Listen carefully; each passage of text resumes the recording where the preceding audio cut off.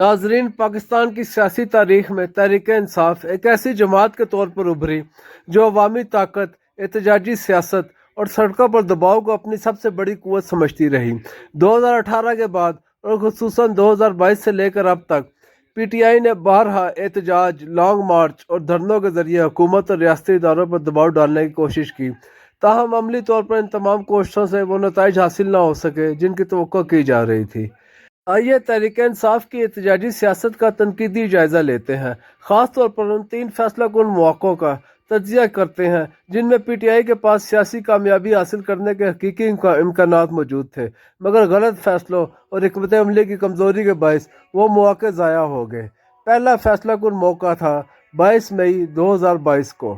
22 मई 2022 को पाकिस्तान की सियासी फ़िज़ा में एक बड़ी तब्दीली मुतवक्के थी। उस दिन हुकूमत ने कौमी असम्बली तहलील करने और कबल अज़ वक्त इंतखाबात कराने का फैसला किया था। हुकूमती मनसूबे के मुताबिक जून 2022 में बजट मंजूर किया जाना था और उसके बाद अगस्त 2022 तक आम इंतखाबात करवा दिए जाने थे। जैसे ही यह खबर इमरान खान तक पहुंची कि हुकूमत असम्बली तहलील करने जा रही है, उन्होंने 25 मई को इस्लामाबाद लॉन्ग मार्च का ऐलान कर दिया। इमरान खान का मकसद ये था कि अवाम के सामने ये तासुर कायम किया जाए कि हुकूमत इनके एहतजाज से खौफजदा होकर असम्बली तहलील कर रही है। इसी दौरान पेशावर में होने वाली एक प्रेस कॉन्फ्रेंस में शाह महमूद कुरैशी को एक फ़ोन कॉल मौसूल हुई जो मुबैना तौर पर एक ताकतवर शख्सियत की जानिब से थी। उसी दिन इमरान खान ने 25 मई के मार्च का बाज़ाब्ता ऐलान किया। ताहम इस ऐलान ने सूरत हाल को यकसर बदल दिया। जैसे ही नवाज शरीफ को इस फैसले की इतला मिली, उन्होंने लंदन से वज़ीर आज़म शहबाज शरीफ को फ़ोन किया और वाज़ेह हिदायत दी कि असम्बली अपनी आइनी मुद्दत पूरी करेगी और अगस्त 2023 में ही तहलील होगी। नतीजतन हुकूमत अपने फैसले से पीछे हट गई। 25 मई को इमरान खान इस्लामाबाद तो पहुँचे, मगर अगली सुबह 7 बजे धरना ख़त्म करके बनी गाला वापस चले गए। यूँ एक ऐसा मौका ज़ाया हो गया जिसमें PTI बगैर किसी तसादुम के जल्द इंतखाबात की तरफ जा सकती थी। दूसरा फैसला कुन मौका आया 2 मई 2023 को। दूसरा अहम मौका 2 मई 2023, जब हुकूमत और अपोजिशन के दरमियान मुज़ाकरात के नतीजे में तकरीबन 90% इत्तफाक राय हो चुका था।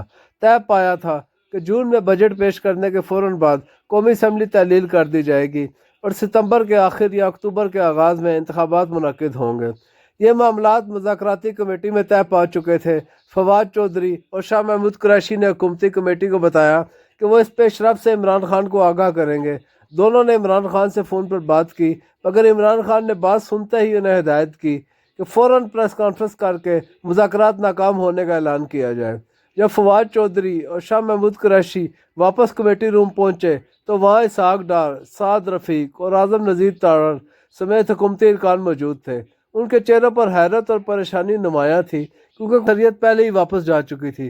इसके बाद पेश आने वाले वाक़यात सबके सामने हैं। उस दिन के बाद तहरीक इंसाफ ने दोबारा कभी इस्लामाबाद का रुख नहीं किया।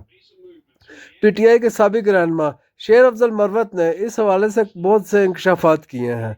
उनका कहना है कि मामलात इस हद तक तय पा चुके थे कि ये तय था कि इमरान खान एक वीडियो बयान रिकॉर्ड कराएंगे और उसमें वो कारकुनों को कहेंगे कि वो धरना और ये एहतजाजी मार्च ख़त्म कर दें, और उसके नतीजे में इमरान खान को बहुत सी रियायत मिलनी थी और PTI को बहुत सा रिलीफ मिलना था।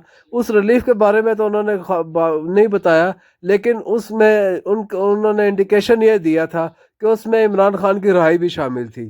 तो ये इतना बड़ा ब्रेक थ्रू होने जा रहा था, लेकिन वहाँ पे रेंजर्स के एहलकारों पर एक नामालूम अफराद ने गाड़ी चढ़ा दी जिससे 4 एहलकार शहीद हो गए।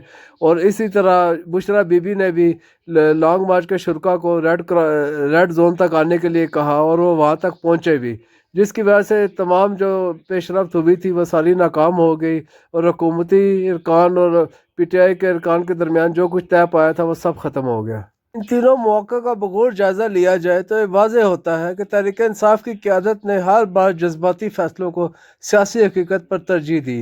احتجاجی سیاست کو واحد حل سمجھا گیا، جبکہ مذاکرات اور سیاسی مفاہمت کے مواقع کو ضائع کیا گیا۔ مسلسل ناکامیوں کے نتیجے میں نہ صرف پارٹی کی سیاسی طاقت کمزور ہوئی بلکہ کارکنوں میں بھی مایوسی اور تھکن پیدا ہوئی۔ آج تحریک انصاف ایک ایسی جماعت کے طور پر نظر آتی ہے جو احتجاج اور نعروں کے دائرے میں محدود ہو چکی ہے، جبکہ عملی سیاست کے میدان میں اس کی گنجائش سکڑتی جا رہی ہے۔ اب تحریک انصاف اگر مستقبل میں سیاسی طور پر مؤثر کردار ادا کرنا چاہتی ہے تو اسے احتجاجی سیاست پر مکمل انحصار ترک کر کے حقیقت پسندانہ، مذاکراتی اور ادارہ جاتی سیاست کی طرف آنا ہوگا۔ بصورت دیگر ماضی کی طرح مستقبل میں بھی اہم مواقع ضائع ہوتے رہیں گے اور پارٹی داخلی کمزوریوں کا شکار رہے گی۔